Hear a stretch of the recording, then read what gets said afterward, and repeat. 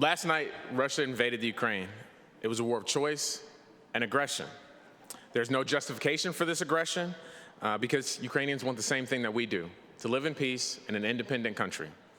I had hoped as a nation that we were past this, and it's deeply frustrating and sad that it isn't, because as a soldier, this is what I train for. This is what I prepare for. And I have friends who have been thinking maybe this was going to be the thing.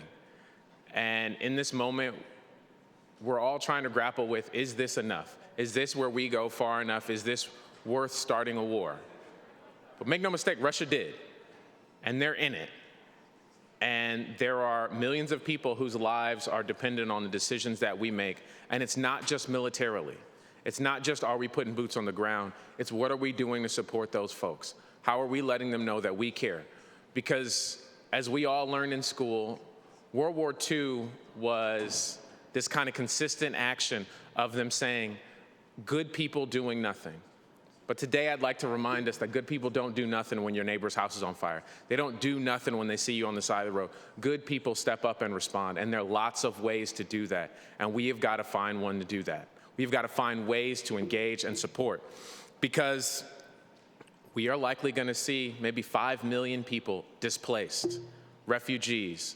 And you'd say, well, what do we have to do? What is our role as a state? Michigan has always been a welcoming community. It has always been a state that took in people who were looking for a better opportunity, and we have an opportunity to do that again.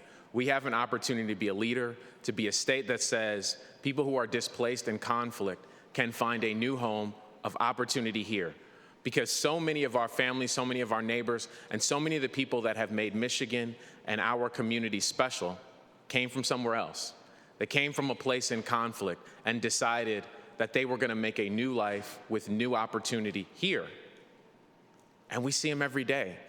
Many of our grandparents and aunts and uncles and cousins and friends' lives are fundamentally different because they had somebody in their family say, I'm leaving this thing and I'm coming here, and we were open to it.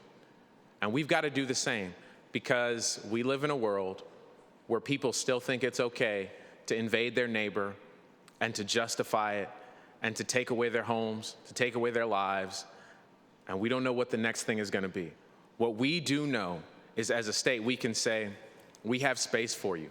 We will be open to you when you come. And I hope that in the next week and in the coming months, we make it abundantly clear that Michigan is going to be open to the survivors of this conflict and the many conflicts going on in Africa and the continued impacts and conflicts in Yemen. Because those are places that we have a role, that we have a space, and as Michiganders and in this chamber, we have an opportunity to change people's lives. Thank you, Madam President.